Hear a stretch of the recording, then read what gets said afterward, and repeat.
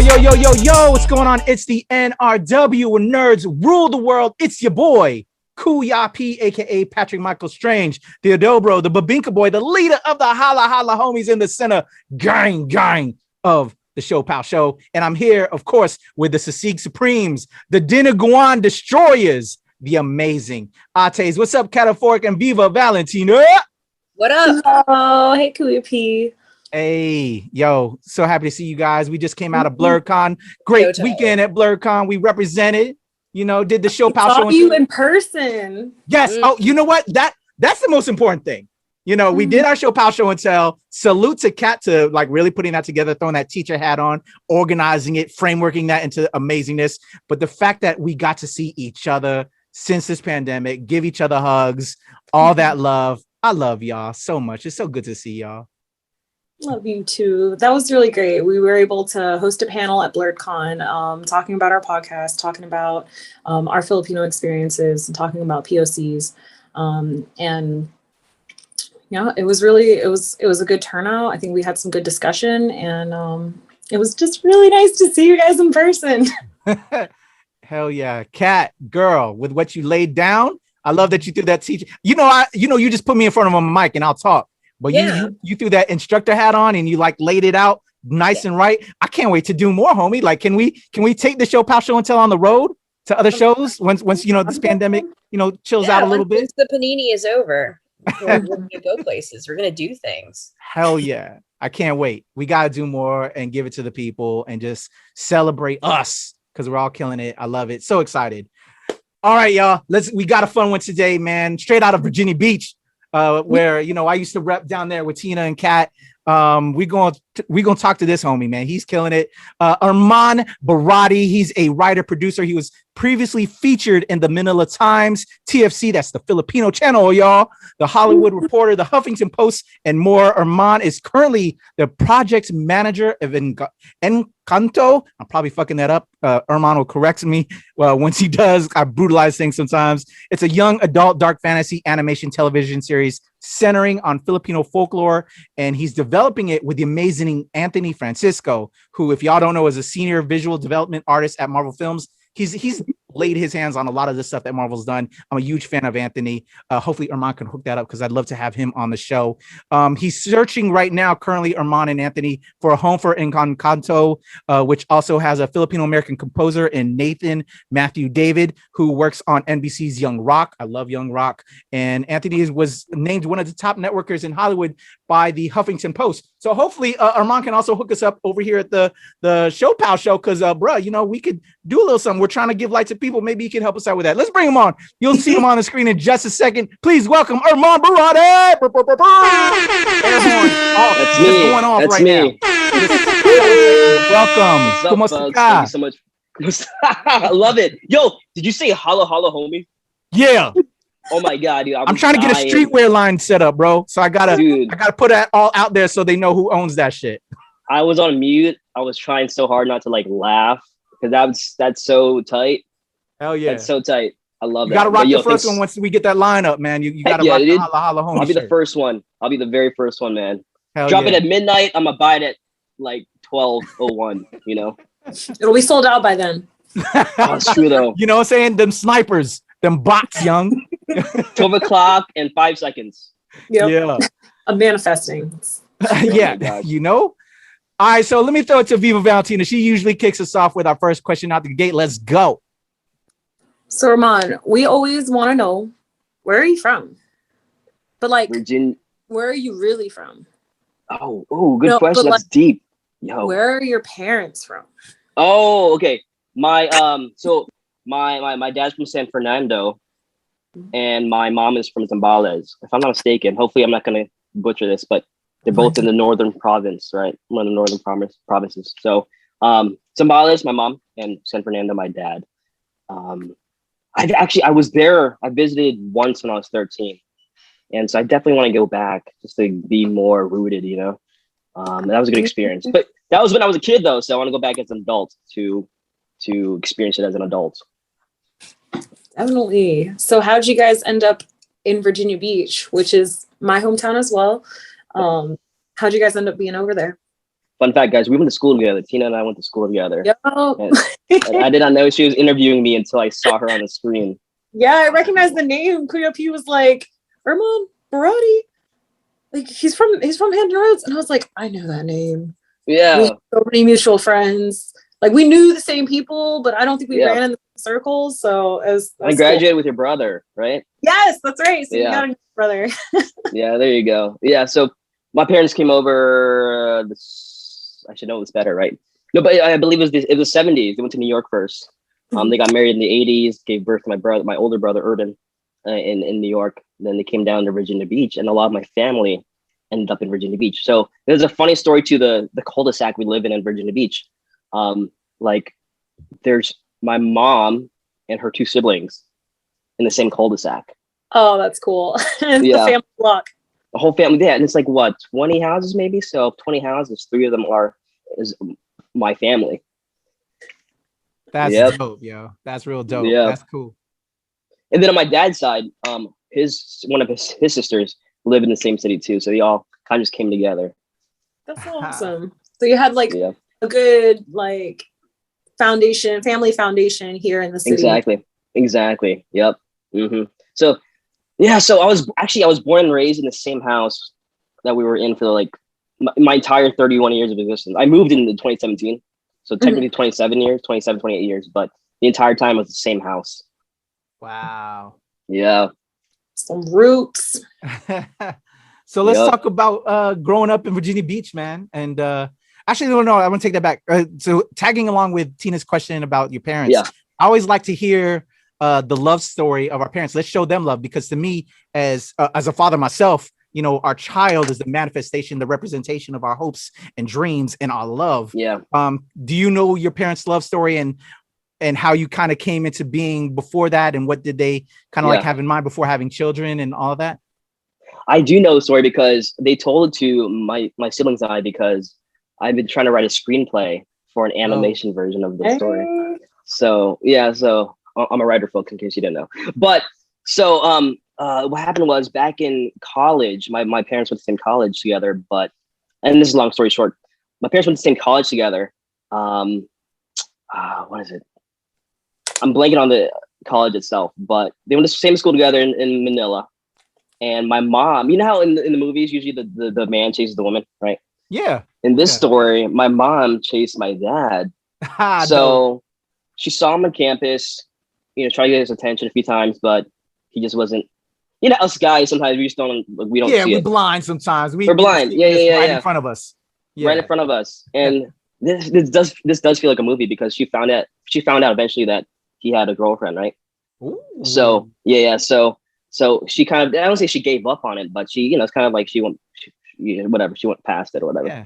So she it left her mind, or whatever you want to say. And like after we graduated college, my mom came to the States, and then my grandparents tried to hook them up, try to set them up, right? And I think they did it without knowing that my mom already tried to pursue him in college. So it was like, it must have been destiny, because like you have to write that. Some to those who wait. You have to write that. So she's in New York, and she gets a phone call from my dad, because I guess someone told my dad to call this woman, right? Hey, let's meet up. They met up at my uncle's backyard party. I think it's a backyard party. So my aunt's husband had this party, and then they came together, saw each other there. And so it was like it came full circle in a way. Like she was patient, and they ended up meeting. So it's crazy. Yeah. I know you're gushing. That's your Hollywood story. Yeah, no, that's super cute. I'm all about love, so I love hearing the love stories. Yeah. They ended up getting together in New York. Yeah. Mm-hmm. And then, like I said, they moved down to Virginia after my brother was born in Manhattan, and like 3 days later, I can't remember how long it was, but he was there for a short time as a baby, and then they moved down to Virginia Beach, where most of my family is. So nice. What brought him to Virginia Beach from New York? I think it was like suburban life, you know. And if I'm not mistaken, the oldest sibling on my mom's side, so my uncle, he was in the Navy. And so, Norfolk, Virginia Beach is very, very big in the Navy, right? So when he came down first, so kind of like, hey, you kind of opened the door for everybody else. So. Dang. Okay. So now, born and raised in Virginia Beach. I know my Filipino experience in Virginia Beach was almost always rooted in the church. So we were always doing like church fiestas. We were always doing, Filipino mass, things like that. What kind of, like, did you have any exposure to any of that growing up? Yeah. So on my end, so yours are more on the religious side, right? And I grew up in the Catholic Church too. But for us, it was more of the cultural side of Filipino culture because in Hampton Roads, there's a big Filipino American community there. And so I was part of the festivals, the events, the activities, the associations. Like my family was part of like different organizations in the Filipino community. Because, there was different organizations based on like dialects, right? Because Philippines has 1,000 dialects, right? So we were part of different organizations with different dialects. And so I was part of like that, those kids who performed. I performed cultural dances as a kid, tinikling with the sticks, castanets. Or the cultural center. So yeah, for sure. I was there like all the time. I volunteered there for a little bit too as a growing up. So we were always there and we were always performing. And you saw little me dancing, like tinikling, and the fan dances, the girls do dance with the fans, and so we did a lot of that. And so I was rooted in that for a long time, into my teens, into my adult years, because eventually when I became an adult, I was there at the center to do more volunteering. So still staying involved in the community and all that. Yeah, absolutely. Yeah, but not only that, but we would go to different cities as well that had big populations of Filipino Americans, like San Diego and Jersey, because we performed a lot. Because I eventually I would join a Filipino dance crew, a Filipino like hip hop dance crew. Right? Hell yeah. Yeah, dude. So I mean, I don't b-boy. I can't hold my body. Not anymore. You lost the skills because it's been too long. I was more choreography. Oh, okay. More choreography based. Yeah. So Word. Okay. Yeah. I was a little bit of both. A little bit of both back in the day. Man, I tried, bro. I swear to God, like the first time I spun on my head, I was like, I can't do this. The same for me. Could not do it. But choreography though, I mean, I was able to get down. So we performed a lot up and down the coast. That's when we were featured on. So in the bio, you mentioned TFC, which I was featured on an interview a few years ago. But then GMA, there's TFC and GMA. So our crew is on GMA 11 years ago to perform on the network. So that was a fun time growing up in Hampton Roads to be able to I guess promote and represent my culture in different ways. So what were some other cultural elements, or what elements of our culture did you really embrace, or maybe even shunned away from, on the opposite side of the coin? Growing up in Virginia Beach, we've discussed this with like a lot of the people we've had on the show in different areas. Some of us, just wanted to fit the quote unquote norm, what is it, like just being what regular white kids, what American kids were doing, and like they didn't like having the different food because our food was rocking, but our food smelled different, so they weren't feeling that. They just wanted to have PB and jelly so they wouldn't get laughed at. You know what I'm saying? It just varies, and we had when you're a kid, you don't exactly have that self-awareness or self-pride because people treat you differently when you have something that smells different. I love our food. I would never shy away from that. I'm with you on that. I mean, they're a little salty sometimes, a little too fried. I know it's not the healthiest food, but hey, I love it. Yeah. As a growing up, I was very fortunate on when it comes to like racial relations in my hometown. A lot of people, not to say they looked at us like, oh, they're different, I want to be their friend. Like it was more so like I felt accepted a lot because it was different to a lot of like people. Like, Filipino, what's that? I want to learn more. So I was very fortunate that I didn't experience any like discrimination where I was from. And so yeah, so that was pretty cool. Like things that I kind of that were kind of bad with our community in Hampton Roads at the time. This is like not now. We're all cool now, but before it was very cliquey, right? Yeah. So so you're from Salem, you gotta be with the Salem kids. You know, you're from Kempsville, you gotta be with the Kempsville kids. You're from Bayside, you gotta be with the Bayside kids. So it's very cliquey, you know. Norfolk. There was a big thing with Norfolk versus Virginia Beach. I don't know if you knew that. You know? Oh yeah. No, that was always the case. And now, like when you're older, you're like, Norfolk. Like whatever. yeah. Because like it was like Virginia Beach, the suburban kids, Norfolk, the you know, the wrong side of the tracks. It's like, you know, nowadays we all see each other. It's like, hey, what's up, dude? You know, nothing wrong. Like, but back then it was very, very cliquey. So, you know, growing up, I guess I was kind of shy. So I didn't go to a lot of parties, Filipino parties. So the smell of like Filipino food would make me would give me anxiety because that would mean hanging out with people. I'd be like, oh my God, I can hang out. Like, you know what I'm saying? Yeah. Like going to a Filipino party, smell the food, it kind of, I don't know, because I was shy at the time.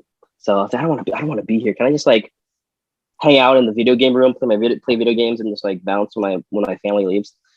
So, but I and this goes with my story today, like me being shy as a kid kind of it helped me become less shy and who I am today. So we'll get to that, I guess, in a second. But I was glad that I was the way I was a kid because it kind of strengthened me later on. Word. Right. Exactly. So we'll get into that. Yeah. Awesome. So cool. What were some of the things that you're into just as a kid? You know, outside of our Philippine culture, like were you a gamer? Were you was anything indicative of what you would later get into later, like in regards to like film or the arts or anything like that? Like, what were you into, like hobbies and shit?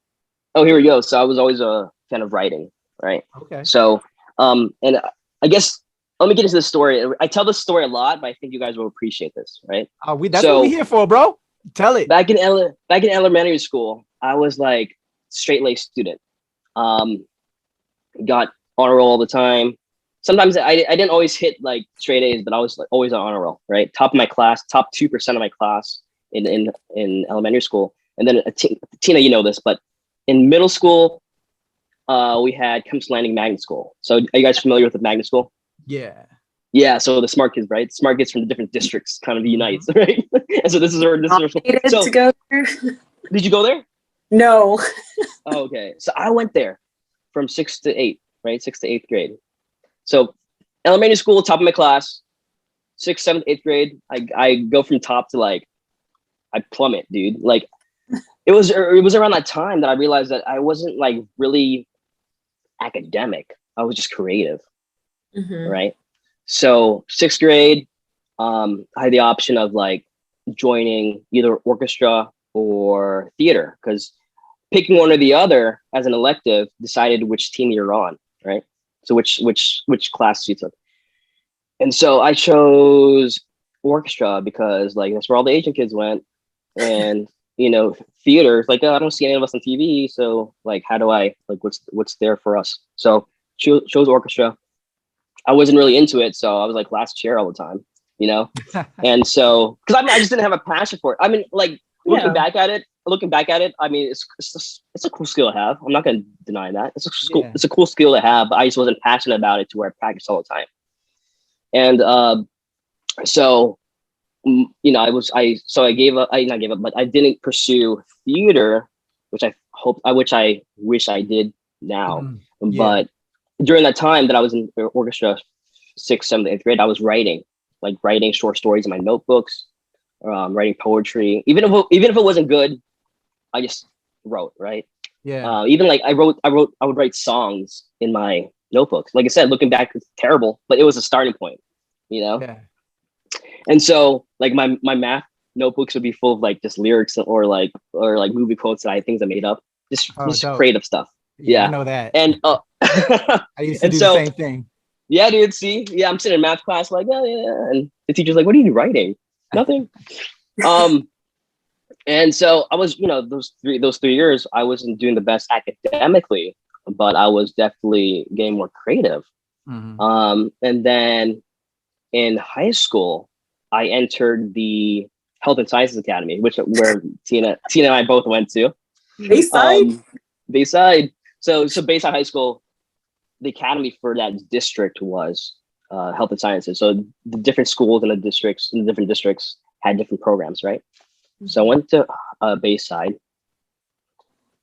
Immediately in ninth grade, my English teacher saw like my skills in writing. I wasn't the best grammatically. I wasn't the best with structure, but story-wise, she's like, yeah, you're good. And every year, every single English teacher said the same exact thing. All 4 of them. Hey, you don't have the best like grammar or whatever, but like you're just a good writer. Like we enjoy reading your stuff. And so that kind of clicked in my head. Like, shoot, maybe I should just go to film school. It's so funny. There's a video that came out recently from a Filipino influencer. I forgot who it is. So sorry, but she did a TikTok with like the 5 jobs you can have as a Filipino, right? So it's like lawyer, engineer, doctor, nurse. Those are 4. Is that right? Monica Jewel? No Navy, no post office. That's an incomplete. No accountant. Incomplete list. It's the 5th one was part 2. I think I'm messing up the order, but like there's like I know on there was like doctors, lawyer, engineer, something else, right? And then the 5th one was family disappointment. So anything that falls in the other category, right? So but it's funny because eventually I told my parents, because I was in junior year of high school. When you're junior in high school, that's when you figure out which college you want to attend, right? Because you have like 2 years to figure it out. Hey, I want to go to film school. They're so chill with it. They're like, yeah, go to film school. I'm like, this entire time I thought I was going to get like yelled at, and they're like, no, go to film school. Because I think they even saw over time, like, oh, he's actually pretty good at this. And so, because it's so funny, Tina, in Bayside, you know how they had the quarterly magazine for like poetry, the poetry club, whatever. Like I would win every contest, and people start getting mad at me, like, Erman, stop writing, dude. Like, we want to win too. Yeah, like here's another prize. Here to you. Like when they would announce my name on the intercom, like some people were like, "Yo, it's chill, dude. Like, stop." Like, you want a chance too. So yeah, then I went to film school after that. Went to 4 years of Regent University, which is in Virginia Beach. Right. So it was 5 minutes from my house, so can't go wrong with that. And so yeah, so that's like, I guess that's the start of when things started happening. So the fam so mom and pops was cool with, because like, we get that pressure, so they were straight with all of that. They're straight. What's funny, my mom made this joke. She was like, "Hey, I don't care as long as you eventually introduce me to Brad Pitt one day." Hey, look at mom. Yeah, so my dad's like, yeah, go for it. Like they both love movies, so why not try to make some myself?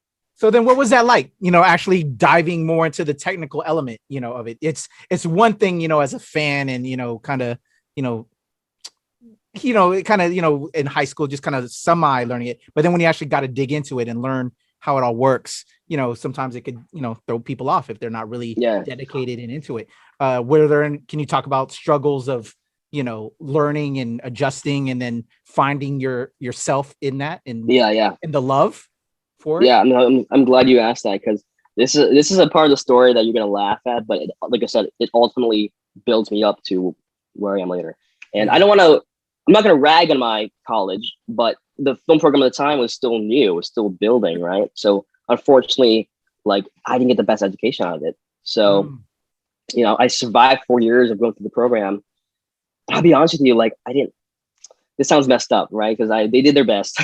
But like, I didn't learn a lot technically from a filmmaking perspective, like a lot of the teachers were from like movies from the 80s, things that weren't present, and so we were learning things that were outdated. And but at the end of the day, for me, it's like, at the end of the day, I at least want to be a writer. If I can write movies, I'll be happy. Even if I don't do stuff on the technical side, I'm happy, right? Yeah. And so my screenwriting professors always loved what I did. So, and so, you know, graduating from that school, and part of me was still kind of empty. Like, oh my God, like I went to 4 years of this, but I still need to learn more because I didn't get much out of it. And so I started applying to different internships. And it's funny because my internship in Hollywood had a detour in music first. Mm. So what happened was I interned for Z104, which Tina, I know you know what that is. Local Z104 radio station here in local Virginia, radio station in the Hampton Roads area. Yeah. Intercom's the company. I worked with them a lot when I was at Dave & Buster's. Oh, did you? Okay. Yeah. Gotcha. So I interned at Z104 specifically for a music festival that I had going on. This is 2012. And so I did that, built some contacts with local music artists, which is important later. I did the music festival, built some contacts with local music artists. Then I utilized that internship under my belt to get the attention of a production company and management company in West Hollywood. So they're like, "Oh, you did an internship with this radio station? Cool, come intern for us in West Hollywood." And so this is like this is summer of 2012, and I'm like, "Okay, great, I got the internship. How am I going to pay to get there? How am I going to survive in LA for X amount of months?" Yeah. So what I did was I utilized those contacts with local artists to produce music showcases to raise money to get me to LA. Oh shit. Oh, wow. Yeah, That was literally building blocks, like building a foundation. Exactly. And so I raised some money, went to LA. I kid you not, dude. The day that I land, my aunt and uncle picked me up. And I've never driven a day in my life in LA. And so I hear horror stories about driving in LA. Yeah. And so when we get to their house, they're like, "Here's the key." I'm like, why are you giving it to me? Aren't you gonna drive me every day? Like, I'm such a kid, dude. I'm such a kid. I was 22 at the time. I was such a kid that it didn't hit me that they can't accommodate for me every single day. Like I could drive myself. It's a 2-hour drive through the canyon. And so, because they're in the valley, and you know, you got to wake up hella early to get to West Hollywood from. Yo, you're already a Californian. You said hella. Yeah, dude. Oh my God. You're indoctrinated now. There you go. I'm indoctrinated. So yeah, they hand me the keys. I'm like, I've never driven in LA. Dude, I'm gonna hit somebody. I'm gonna crash. It went well. First 2 weeks went well. I lost my privileges after 2.5 weeks. Listen, I remember the day exactly, October 23rd, 2012. It was a Tuesday. All right. Not only did I get a little fender bender in the morning, but I got a red zone ticket at night. So, so I'm like, no more driving for me. That was the last time I drove in LA, guys. 9 years ago. Wow. Yeah. 9 years ago. I can believe that. I can believe that. Yeah. Yeah. But anyway, that was I went a little tangent there. But so I interned in LA in this production and management company. And I kid you not, dude, every day was me anxious that I would get fired or something. Because you know those horror stories you hear about interns. Yeah. So it's like, dude, like if I make a copy wrong once, like is that enough to let me go? Mm. So I kept my head down, dude, did my work, wasn't too showy, you know, just did my work and you know, went on from there. And after 2 months, I was done. I went back to Virginia. And then being in Virginia, okay, so I'm back in Virginia and I had to figure out a way to keep the momentum going. Cause I'm like, I had this internship under my belt. How do I keep that momentum going? Yeah. Because I gotta take it to the next level. What would you say was the big thing you learned from that experience? So let's take a pause because I forgot to take pauses. I like to always do pauses for like life lessons at certain points. What was the lesson you learned from that internship that you would impart? Like, would you suggest that to anybody else that gets offered kind of like the same situation to do that? Would you suggest that? Let me get some life lesson right now from that. A lot of the self-doubt that happened during that time was self-inflicted.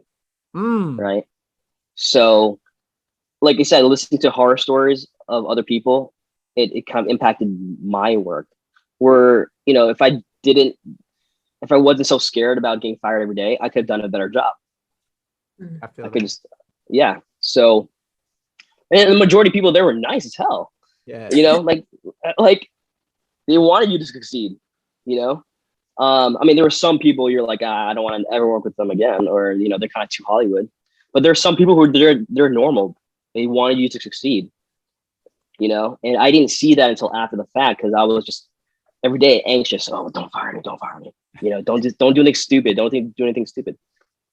And so, yeah, a lot of that was self-inflicted, bro. And so that's something I learned from this kind of that having that confidence in yourself because you can do like at the end of the day, as long as you do your best, even if they let you go for something, at least you did your best. Like you couldn't have done anything different. I feel that. Definitely. I love that. I love that. Yeah. All right. So let's build back up from there. Thank you for that pause, that life lesson. Yeah, dude. So this is December 2012. Christmas time hits. I'm done with the internship back in Virginia. So I'm like, what do I do now? Like, I gotta take it to the next level. And so part of what I did was hop on social media. So Twitter was popping off. Instagram was new, was starting to pop off. Instagram was brand new. It was brand new. Dude. Yeah. So like I think like Ashton Kutcher was like the only celeb at the time with Twitter. But like it was Instagram. Instagram was building up. Twitter was already established, but Instagram was building up in its early months, right? And so I created the name Erman LA because I thought it was catchy. And then I dig that. Why not? Yeah, Erman LA. Cool. That like sounds what else? Cool. Oh no. First, okay. My first name was I believe was Armani Baradi. Yeah. Yeah. Then it was Erman LA. And then so Erman Baradi is your real name. Yes, sir. Right? Yes, sir. Okay. So that's why I turned into like that's why my first Instagram name was Armani Baradi because it was like a good play. You could have been Cardi Baradi. Oh God. Yeah. Oh my gosh. Almost there. Yeah, for real. But yeah, so so that happened. And I was just interacting with people on Instagram, on Twitter and Instagram, especially Twitter, because that's where like all the writers are, right? Yeah. And so I was just having casual conversations with people with fellow writers, fellow aspiring filmmakers, just hanging out and just vibing. And the way that I was talking to people caught the attention of different organizations. They're like, hey, we want to hire you to help out with some of our conferences in Hollywood, in LA. And so I got hired for a few of them. Them not knowing at the time that I actually still lived in Virginia. They thought I lived in LA because I'm on LA. And so I took the gigs, flew out on my own dime to LA for a few years at a time, right? Just networking with these organizations and different writers, stuff like that. Different people in the community, the entertainment community. So while that was happening, at the same time, I took on this pro bono gig with a digital magazine. So with this digital magazine, I was interviewing different musicians, celebrities, and now I had the scope to interview whoever I wanted. So I took that opportunity to also interview people in my field, like screenwriters, directors, producers. Yeah. And because of that, my Rolodex of publicists, managers, agents, and even like entertainment lawyers, like that would compile over time. Yeah. And that would snowball. And so those two things are happening at the same time. I was helping out with other people's conferences while my contacts were building. And then eventually I was like, you know what, I can just do these events on my own. Why not? Let's try it. And so when I started doing the events on my own, I had the connections, the agents and managers and publicists to bring out their clients to my events, you know. And what we did, we hosted events that help we put in the same room aspiring filmmakers and actors with established names. So that was our model, right? So we had guest speakers in the industry come in, the folks who were trying to connect with them, they networked in the same room, right? And so the reason I did that is because even me as a writer, I'm like, you know, we always try to be on somebody's radar, right? And so what I did was, this is a strategy. You know, as a writer, we're like, okay, how do I get under the same roof as these executives? So I figured through events, I figured out a way for executives to get under the roof with me, right? So for one night at a time, like we corral these executives in the industry to come to our events. So that's how I continue to connect with people over the last few years. And then the 2016 happens, and then the Huffington Post thing happened, right? So how did all that come together? What was that like? And you're gonna love the story. Story. Yeah, you're gonna love this. So there is a publicist friend of mine, Andrew. He runs a PR firm called Impact 24 PR. And for the first few years of me doing events, I would invite a lot of his clients to come be guest speakers. And of course, that makes him look good. Yeah. Because his clients are speaking on panels. Mm-hmm. And so after doing that for a few years, he tossed me a bone. He says, my roommate, he writes for Huffington Post. Let's have him interview you as a thank you for having my clients at your events. Cool, let's do it, right? So he's like, okay, well, you can choose what topic. I'm like trying to think of a topic, and I kind of eventually fall on networking. Why not? I know a little bit about networking because my events. And so they send me questions via email. It wasn't even on phone. It wasn't in person. Just simple email questions. Cool. I answered them. It didn't take me long. Sent them back. One day I get out of the shower. My notifications are blowing up. Erman, check your email. Check your email. I open up my email. Open up a link. Top networker in Hollywood, Erman Baradi, Huffington Post. What the hell, dude? Yeah. Major flex, dude. Major flex. And mind you, at the time I was turning 27. So I was still young, and 26 turned 27. So to be labeled top networker in Hollywood in my mid-20s, that was cool. That was a cool flex. Hell yeah. Yeah, dude. So that happened in 2016. And that was that came around as a favor because I was helping somebody else. Yeah. You were networking. Exactly. You're way up that. That's cool. And then I was able to utilize that article for more stuff. So hell yeah. And real talk, man, with everything you're saying, I've been in this game a long time doing pretty much kind of the same thing, but in different avenues. But that's really the key, I think, that people don't know to a lot of this is making all of these networks, these foundations that you're establishing through different means, and just kind of finding that how it all melts together. You know what I'm saying? Like with you as a writer, how do I get these producers, directors to look at my writing? And these are the keys. This is the blueprint that people need to look at. Like for myself as an actor, I wasn't getting roles as a POC all the time. You know what I'm saying? Because they don't see us as heroes. They see us as background players or this and the third. So I'm like, okay, let me start writing, producing, getting behind the camera, create the opportunities. And then by virtue of that, everything then came together. I was producing my own projects and collaborating with other productions. And then at the time I was during the day, because if you're not getting paid to do this fully, you have a day gig, and I'm prior military. So I was making security industrials, and virtue of that led to just bigger and better things, and just the right environments, and finding the people that I need to talk to. It's just finding those keys. And I love that, through networking opportunities, you found a way for your writing to get out there. It's just making, finding your path and making a blueprint. I love it. And I hope people are getting these nuggets, because I've been there, done that. This is how you make things happen, man. So let's bridge from this marketing so you still dabble in that, right? There's still Erman Lake, because I think you actually invited me to an event, but unfortunately I'm still in the DC area right now, but you still do events in LA. I still do events in LA. Things have been opening up. So I do events in LA. I've done events in New York. Actually I just came from New York last week. Dope. I've done one in Miami. I want to go back. I did one in Chicago. I did one in London. I did one in Toronto. So different places. Dope. So we're just hopping around. Yeah. But our home of course is LA, because that's that's the easiest obviously to do when it comes to entertainment industry events. But in the last year, of course, we did Zoom for obvious reasons. So we expanded our base with that too, because we are able to touch people outside of LA.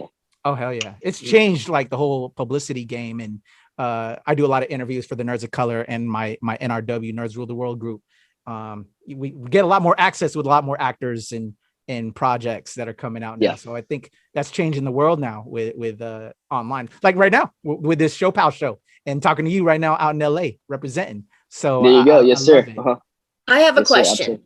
Yes. So I want to know, what is the number one networking tip from the number one networking producer in Yeah. Hollywood? For sure. Yeah, no. And this took me a while to understand, because I think when someone turns us down or rejects us on a business level, then it stings, right? And we kind of let it linger, right? And it shouldn't, right? Something I learned over time was that you got to treat networking like dating, right? So say that you network with 100 people in a room, like don't be butthurt if like 90 of them don't get back to you. It's gonna happen. Like that's just how it is. Kind of like dating. You're obviously not gonna be in a relationship with all you're not gonna be in a relationship with all 100 people.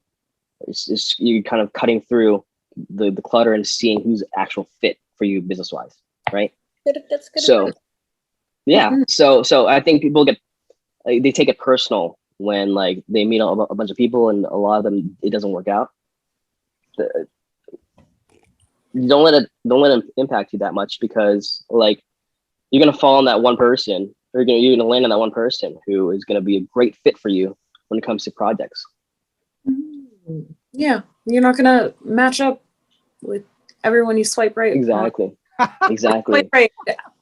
I never did Tinder, so I don't. Yeah. So me I'm making an analogy. neither. Connection too. I never used Tinder either. Yo, so I love it. I love, the networking is so important, especially in the industry, the arts industry and film industry. But you still have that passion of writing. So can you give us some updates on how that's going? And one that I touched upon earlier with Anthony Francisco and Concho, Yeah, with sure. as much as you can talk, because I know how, for sure. again, Marvel NDAs work and everything. For sure. Yeah. So when it comes to my own writing, so I have a manager now, Ben. We are with Magic Content, which is a company that he started like in 2019, I think. So Ben's a friend of mine, which is funny because he first started going to my events as an attendee. Then we became friends, and then eventually he was like, I want to create my own company. So he met other people at some of my events. They started their own management company, production company, and so it became full circle because they met at my events, created a company, and now they represent me. So that was a cool like way for it to go full circle. Yeah. So I manage as a writer, trying to they're trying to put my stuff out there to different networks and pitches and stuff like that. I did my first TV pitch through Zoom last year. That was a good experience. What I can share with you is that like they didn't pick it up. However, they liked me enough to be like, you know what, we're gonna keep you on our radar because like we like you. And so that was a blessing. Because you're not always gonna win the project, but you can win the room. That's good advice right there. You better write that down, Tina. Okay, that's you. She's our resident like highlight note taker right there. Our scholar. Yeah. So what are some projects? What are some projects that you are trying to bring to the world? Like what are stories or subjects or anything that you want to like give life to? So inspire you. I'm a big dramedy guy. So drama comedies. Nice. So I love shows that make you cry and laugh in the same episode, Yeah. Something like, so like, how The Office can get serious at some moments. Like, I love The Office. So stuff like that. Even like Scrubs, you crap your pants and laughter, and all of a sudden you're crying at the end of the episode. Like stuff like that. I want to bring to the table, because it's one thing to laugh, but it's another thing to make you feel something like an hour after the show ends. I feel that. Yeah. Thematically, to be honest with you, I'm all over the place when it comes to themes. But I do love writing about I do love writing like when it comes to like films, and nothing I put out there yet. but I'm a big fan of Tarantino. So also like violence. Not saying like how do I say this? Things that surprise you. Yeah. Shock. Yeah. Shock. Things that shock you. Yeah. Like 1 minute you're like 1 minute you're watching this movie and you're like, really, really clever dialogue. Really, really cool. All of a sudden, gun, boom. Oh, what the hell? Yeah. You know? What's in the head? I love that kind of stuff. What's his I love name? that kind of stuff.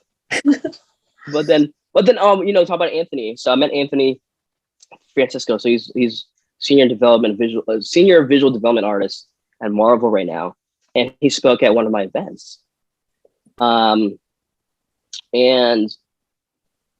So over time, our friendship grew over time, and you know we never met in person because of COVID, but we stay in touch. And like recently, maybe a few months ago, he comes to me with this project. He goes, "Listen, I packaged together this animation project that I'm working on, and this is his first time as a writer." And just to clarify, this isn't a Marvel project per se. Yeah. Okay. So Anthony, he's trying to, while still working for Marvel, he's still trying to be his own artist. Because obviously, when you work at Marvel, you can only work on certain content, right? Or there's only certain content that Marvel will make, which is their own stuff. They're not going to do a new product that no one's ever heard of. So he wants to kind of also work on his own stuff as an independent artist, independent storyteller. And so he came up with Encanto, which is an animation show that centers on different like Filipino folklore, right? So like it's been a while. I don't want to butcher it. Like you know, Oswang stories. Yeah. Or different maybe. There you go. And different monsters. And so he came to me with this project to try to reach out to different networks. So, you know, it's still in early stages of development. We're still packaging things. I brought on board some people to really hone this in, to really bring it home when it comes to like trying to pitch it to different networks. And yeah, he put me as a project manager because I'm still new to the game, so I can't be like he's not gonna try and name me as a producer, but more so like, hey, let's see where you can take this, right? Gotcha. So I was able to bring it to different companies, big companies that we pitched to. So fingers crossed, we'll see what happens. Okay. Still in its early stages, so I can't tell you too much of story. Yeah. But I'm excited to see where it goes when it happens. I'm not even going to say if it happens, but when it happens. I have faith in it. Yeah. There we go. Optimism. Because I know you know, Netflix has Treem. Have you heard of Treem? Oh yeah. Yeah, the Filipino animation show. Right. So like, there's a market for it. There's a market for these types of shows. So I feel that. So with that being said, with it being focused on Filipino, what does representation mean to you, and how do you want to bring that, or do you want to bring that out more, or do you feel beholden having to do that just because you're of color? Like where, you know, what does that mean to you? And you know, because sometimes it's just kind of, to me, it's a big focus for me, because it's like I want, you know, I have a daughter who's of mixed heritage, but also I know that there's a lack of that representation. So because I'm such involved with that representation, like I want to help bring the harbinger of that. But you know, sometimes, you know, it may not be for you. So what is that something for you, and what does that mean for you? Yeah, so representation for me,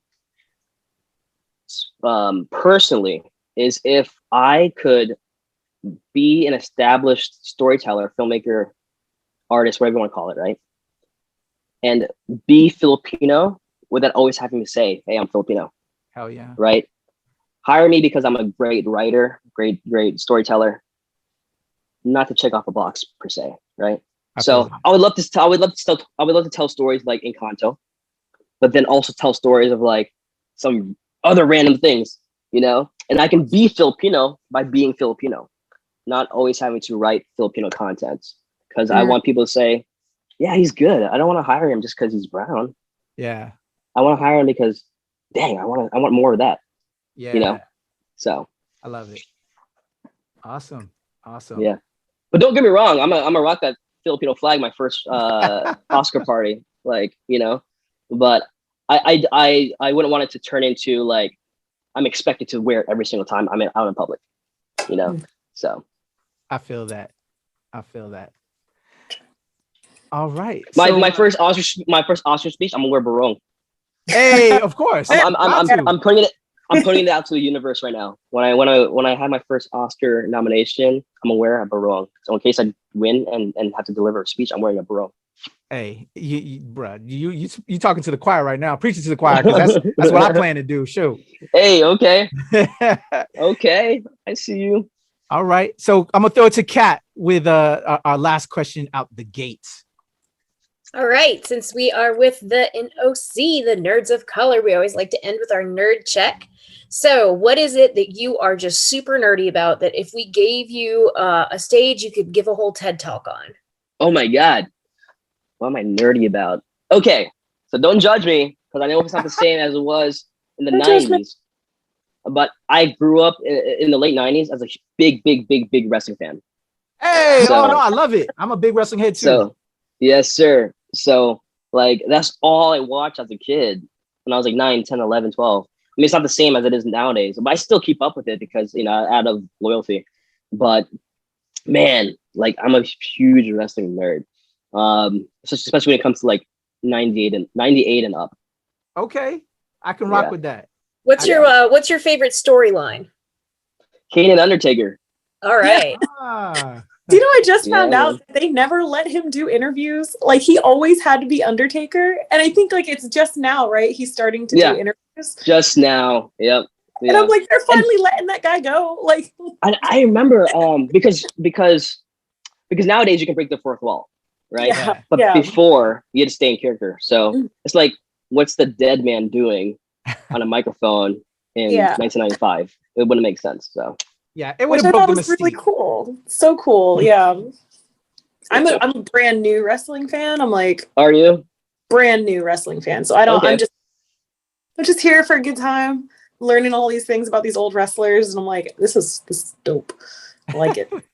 Okay. So I nerd out with her husband with wrestling. There you go. Yeah, I'm actually starting a wrestling podcast soon too. What? Dude, have me on there. Another one, Kuya P. I forgot. I actually we're starting it tonight. Holy shit. I forgot with Scoob. The ladies know my boy Scoob. I'm starting tonight with Scoob tonight. In the next hour. I have a serious question. When do you sleep? Like, I know, right? Do you schedule it once a week or? Yeah, well, this is going to be the first one. This is going to be a trial one with Scoob. So we'll see how it goes. Maybe like one every other week is what they're right now. I can't do it every week because I have too much. Erman, we're gonna have to let you go. We gotta take care of some house stuff right now. So yeah, Erman, I'd love to have you on. We'll definitely bring you on the whatever. We don't even have a name for it yet, but oh my God, yeah, we can definitely talk wrestling, bro. The default wrestling show. I know, right? Hey, you have a name. So awesome, bro. Do you have a favorite wrestler, or actually favorite female wrestler, favorite male wrestler? Curious. Oh, you talking about like right now? Yeah, and favorite tag team. Maybe. Okay. I would go with if it's right now. Yeah. I would go with Sasha Banks as my current favorite female. Hell yeah. Superstar. Male. There's a lot to choose from, but I think better than the males to me apparently right now. At least in WWE, the females are killing it way more. They're killing it. They're killing it. The first wrestling thing I ever watched was the first females Royal Rumble, and I was like, "Oh, there you go." That got me into wrestling. So, hell yeah, there you go. Man, when it comes to males, like I don't know how he does half the things he does, but like Ricochet, he does things that he just throws himself. I'm like, what do you like? How does your body do that, dude? No care for his body at all, like crazy. But I don't think he's gotten injured from anything. Yeah. But the way and he's like, let's be honest, he's our size. Like it's cool to see somebody like our size do something like that. Yeah. You got a tag team? Tag team. Current. Okay. I'm gonna go with I'm gonna name them not because they're my personal favorite, but I think they bring a lot of things to the table in terms of wrestling in general, right? So I'm not gonna call them my personal favorite. Yeah. But I can see how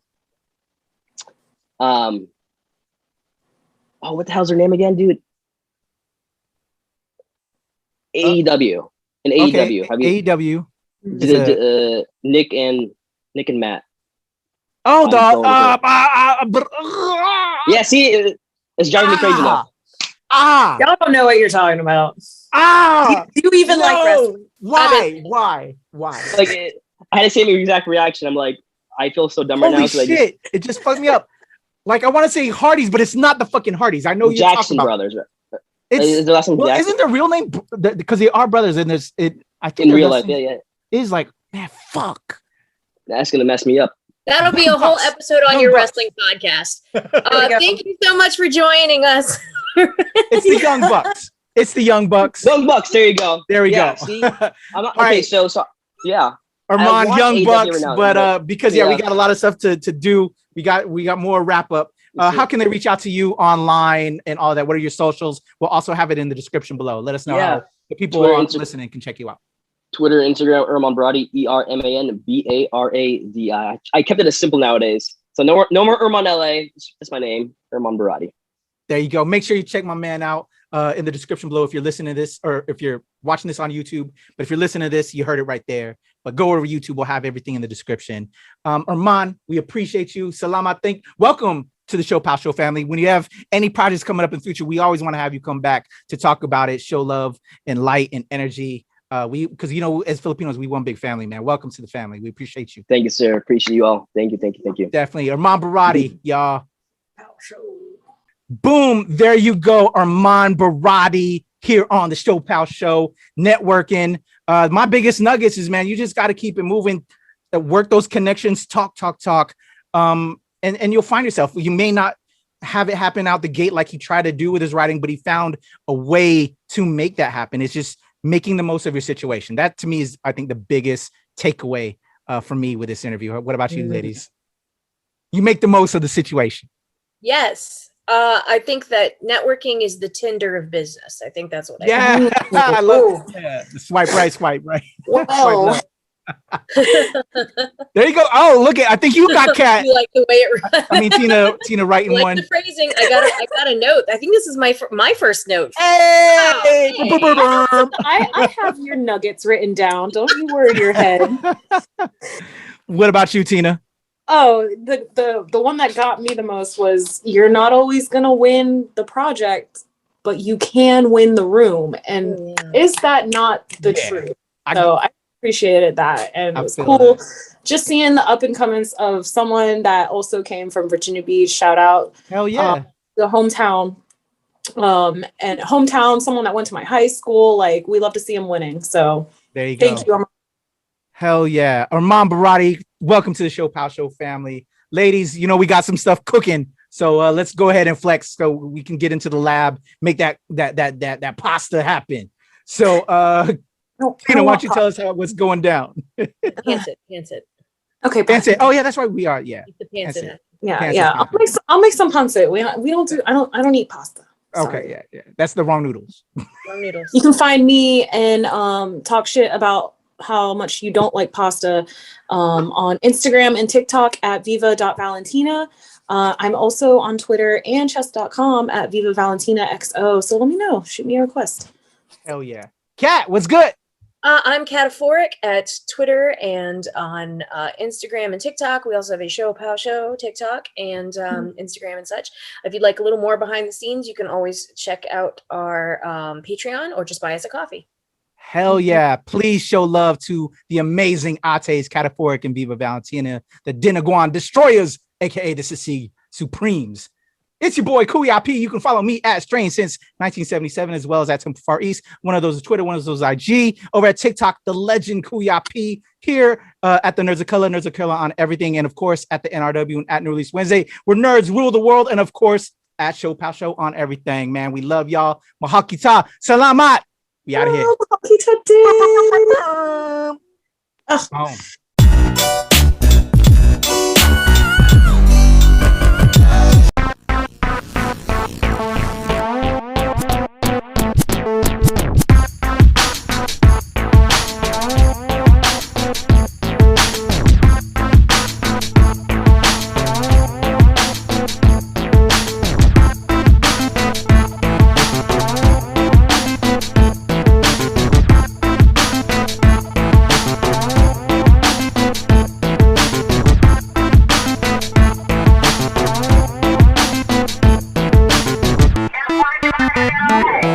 Well,